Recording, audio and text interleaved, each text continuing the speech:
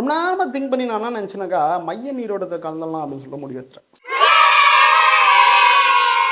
So மைய நீரோட்டம் அப்படின்னா என்னன்னாக்கா, ஒண்ணும் இல்லைங்க. ஆக்சுவலா பார்த்தீங்கன்னாக்கா, எல்லா ஊர்லயும், கிராமங்கள்ல எல்லா ஊர்கள்லயும் பார்த்தோன்னு வச்சுக்கயேன், 2 ஊர் இருக்கும். ஒண்ணு ஊரு, இன்னொன்னு காலனி. காலனில நாங்க என்ன பண்ணுவோம்னாக்கா, அந்த ஊர் மக்கள் பார்த்தீங்கன்னாக்கா, நெறைய ஜாதிங்க இருப்பாங்க. மாத்தி மாத்தி இருப்பாங்க. ஒரே ஊருக்குள்ள வந்து பல ஜாதிகள் ஒண்ணா இருப்பாங்க. பக்கத்து பக்கத்து வீடா இருப்பாங்க. பக்கத்து பக்கத்து தெருவா இருப்பாங்க. சில இடத்துல பார்த்தீங்கன்னாக்கா, வேற வேற ஜாதியா இருக்கும். இந்த ஜாதி இல்லாம வேற ஜாதியா இருக்கும். ஆனா அவங்களும் வந்து ஒற்றுமையா உள்ள இருப்பாங்க. ஆனா நாங்க மட்டும் பார்த்தீங்கன்னாக்கா, எங்களுக்குன்னு தனியா பிரிவிலேஜ் வேணும். அதாவது நாங்க தனிமையா தான் இருப்போம். எங்களுக்குன்னு தனி குரல் வேணும். எங்களுக்குன்னு தனி தண்ணி தொட்டி வேணும். தனி கரண்ட் வேணும் அப்படின்னு சொல்லிட்டு, நாங்க என்ன பண்ணுவோம்னாக்கா, அவங்க கூட வந்து சேரவே மாட்டோம். அங்க அவங்க ஊர்லேருந்து ஒரு 5 கிலோமீட்டரு, இல்ல ஒரு 2 கிலோமீட்டர்ல வந்து எங்களுக்கு தனியா தான் நிலம் வேணும். நாங்க தனியா தான் இருப்போம்.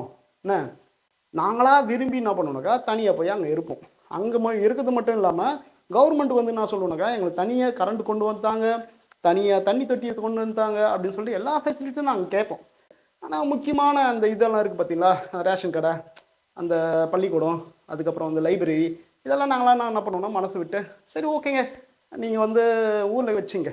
நாங்க வேணா இங்கேருந்து வந்து ஆக்சஸ் பண்ணிக்கிறோம் அப்படின்னு சொல்லிட்டு, நாங்க பெரிய மனசு பண்ணி, நாங்களா நாங்களா முன் வந்து என்ன பண்ணணும், ஊர் மக்களுக்காக அதை விட்டு குடுத்துருப்போம். ஏன்னா எங்களுக்கு தனியா ஒரு இடத்த குடுத்து, தனியா ஃபெசிலிட்டிஸ் வந்து டூப்ளிகேட் பண்ணி குடுத்துருக்காங்கல்ல. ஸோ இதுக்கு கைமாறா பண்ணணும் அப்படின்னு சொல்லிட்டு, நாங்களா மனசு வந்து இது அந்த கவர்மெண்ட் ஃபெசிலிட்டிஸ் எல்லாமே தூக்கிட்டு போயிட்டு என்ன பண்ணுங்க, ஓகே அந்த இடத்துல வச்சுருங்க. நாங்க வந்து ஆக்சஸ் பண்ணிக்கிறோம் அப்படின்னு சொல்லிட்டு கவர்மெண்ட்டுக்கு சொல்லி, நாங்களா சொல்லி அதெல்லாம் அவங்க செய்வாங்க. அதெல்லாம் நாங்க ஆக்சஸ் பண்ணிட்டுருக்கோம். இப்போ தான் நாங்க வாழ்ந்துட்டு இருக்கோம்னு வச்சுக்கயேன். இப்ப நாங்க என்ன டிசைட் பண்ணிக்கணும்னாக்கா, சரி ஓகே நம்ம போய் என்ன பண்ணலாம், மைய நீரோட்டம்னு ஏதோ சொல்லிட்டுருக்காங்க. மெயின் ஸ்ட்ரீம் அப்படின்னு சொல்லிட்டு. அதுல போய் இணையலாம் அப்படின்னு சொல்லிட்டு முடிவு எடுத்துட்டேன். ஸோ அதில போய் இணையணும் அப்படின்னாக்கா, நான் ஏதாச்சும் ஒரு கட்சி கூட சேர்ந்து பணியாற்றணும். ஓகேவா? ஸோ அதுக்காக வந்து நான் ஒரு 4 கட்சி சூஸ் பண்ணி வச்சிருக்கேன். ஃபர்ஸ்ட்டு வந்து அஃப்கோர்ஸ் டிஎம்கே, அப்புறம் ஏடிஎம்கே, அப்புறம் விசிகா, அப்புறம் வந்து பார்த்தீங்கன்னாக்கா பிஎம்கே. இதுல வந்து பிஎம்கே நம்மள சேர்த்துக்காது. ஏன்னா வந்து நம்ம ஆல்ரெடி வந்து பிரிவிலேஜ் பீப்பிள்ல. ஸோ நம்மளா போய் அங்க சேரணும்னு நெனச்சாலும் அவங்க நம்மள சேர்த்துக்க மாட்டாங்க. ஸோ அதனால வந்து பிஎம்கே வந்து டிஸ்கார்ட் பண்ணிட்டேன். நெக்ஸ்ட் வந்து ஏடிஎம்கே. ஏடிஎம்கே வந்து பார்த்தீங்கன்னாக்கா டிஎம்கேவோட பிரதி. அதாவது பிரிஞ்சு வந்த ஒரு கட்சி. பிரிஞ்சு வந்த கட்சியில வந்து கொள்கையும் இருக்காது, ஒண்ணும் இருக்காது. ஸோ அதனால வந்து நான் ஏடிஎம்கேவும் என்ன பண்றேன், டிஸ்கார்ட் பண்ணிடுறேன். நெக்ஸ்ட் பார்த்தீங்கன்னா விசிகா. ஸோ விசிகா பார்த்தீங்கன்னாக்கா இப்போ தான் வளர்ற கட்சி. அவங்க ஃபர்ஸ்ட் தலித்துன்னு சொல்லியிருந்தாங்க. இப்போ வந்து இல்ல இல்ல நாங்க வந்து எல்லா ஜாதிக்குமான கட்சி அப்படின்னு சொல்லிட்டு சொல்றாங்க. ஸோ இதை தான் வந்து டிஎம்கேவும் சொல்லுது. ஸோ டிஎம்கே பார்த்தீங்கன்னாக்கா ஆல்ரெடி வேறு ஊன்றுன கட்சி. ஓகேவா? பல கிளைகளை கொண்டு தமிழ்நாடு முழுக்க இருக்கிற ஒரு கட்சி. ஆனா விசிக பாருங்க, ஒரு 5% 6% உள்ள கட்சி. இந்த கட்சி எப்போ தலித்துகள்னு சொல்லி 5% வந்தாங்க. இப்போ வந்து பொது உடைமை எல்லாருக்கும் பேசணும் அப்படின்னு சொல்லிட்டு இந்த கட்சி எப்போ வளர்ந்து மேலே வர்றது. இன்னொரு விஷயம் என்னக்கா, விசிகா கொள்கையும் டிஎம்கே கொள்கையும் சேமா தான் இருக்கு. இவங்களும் அம்பேத்கரிசம் பேசுறாங்க, அவங்களும் அம்பேத்கரிசம் பேசுறாங்க. இவரும் திராவிடம் பத்தி பேசுறாரு, அவரும் திராவிடம் பத்தி பேசுறாரு. இவரும் பெரியார் பத்தி பேசுறாரு, அவரும் பெரியார் பத்தி பேசுறாரு. ஸோ அப்படிங்கும்போது நம்பி அதுக்கு பிடி மாதிரி விசிகே கூட போய் சேருவானே. நம்ம என்ன பண்ணலாம்னாக்கா, டைரக்டா வந்து டிஎம்கே கூட சேர்ந்துடலாம் அப்படின்னு சொல்லி முடிவு பண்ணிட்டேன். இப்போ எத்த முடிவு கிடையாதுங்க. இது பல வருஷத்துக்கு முன்னாடி எத்த முடிவு. பல வருஷமா அங்கே தான் இருக்கேன்னு வச்சுக்கேன். நம்பல எனக்கா, ஒரு 2 எலெக்ஷன் போச்சுல்ல, அந்த எலெக்ஷனுக்கு வந்து உங்களுக்கு தான் ஓட்டு கேட்டு வீடியோ போட்டிருக்கேன். எவிடன்ஸ் இருக்கு. நான் வேணா கீழே பின் பண்ணி வைக்கிறேன். டிஸ்கிரிப்ஷன்ல போயிட்டு டேட் என்ன, யாருக்கு ஓட்டு கேட்டிருக்கேன் அப்படின்னு சொல்லிட்டு பார்த்து தெரிஞ்சுங்க. ஓகேவா? சரி ஓகே. இப்போ முடிவு எடுத்துட்டு நான் டிஎம்கேக்கு வந்துட்டுன்னு வச்சுக்கேன். இப்போ டிஎம்கேக்குள்ள வந்து நான் என்ன கேட்குறேன் அப்படின்னாக்கா, அங்கே இருக்க டிஎம்கேவோட நண்பர்கள்கிட்ட சேட் பண்ணுங்க. ஒரு சேட்டுக்கு பெரிய சேட்டுக்கு 45 கமெண்ட்ஸ் எல்லாம் போயிட்டு அந்த சேட்டு.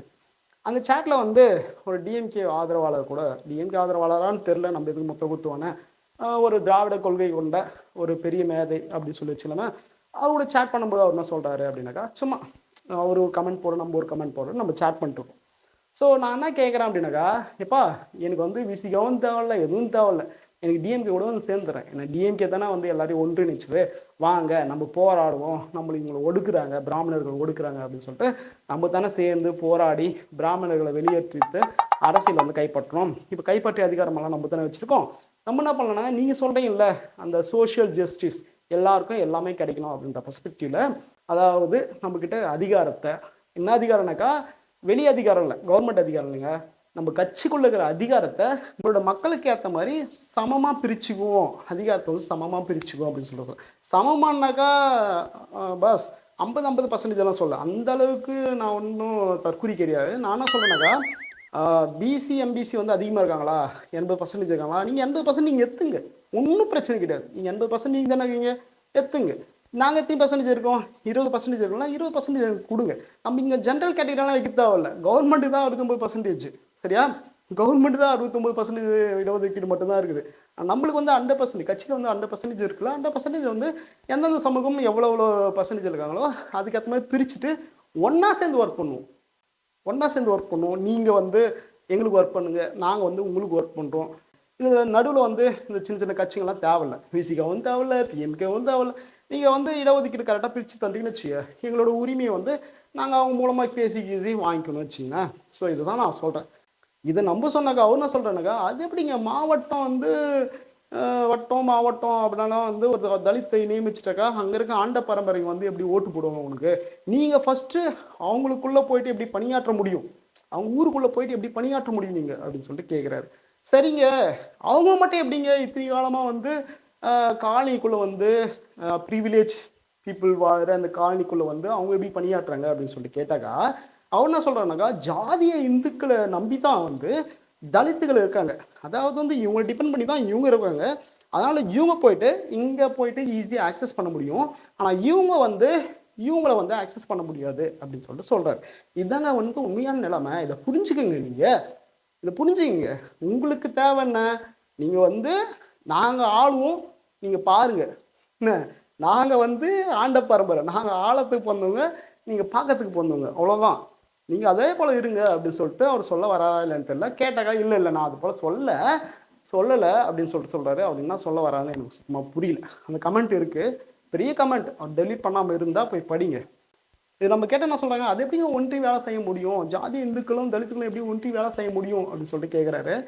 அப்புறம் எப்படிங்க கவர்மெண்ட்ல மட்டும் ரிசர்வேஷன் தரீங்க, கவர்மெண்ட்ல வந்து 69% இது ரிசர்வேஷன் தரீங்கல்ல, இப்போ வந்து பாப்பா தானே எல்லாத்துல அங்க எப்படி எங்களால ஒன்றி வேலை செய்ய முடியுது?